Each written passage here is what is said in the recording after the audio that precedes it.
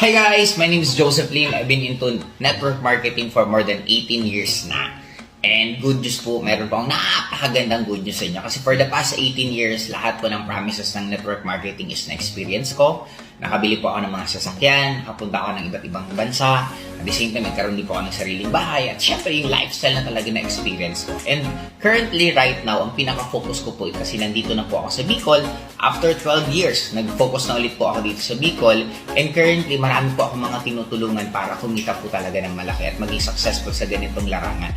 At isa na po dun, walang iba kung hindi ang sa pinakamagaling at sikat na vlogger dito sa Bicol. Walang iba kundi si Marlon, mismo Boy Lada.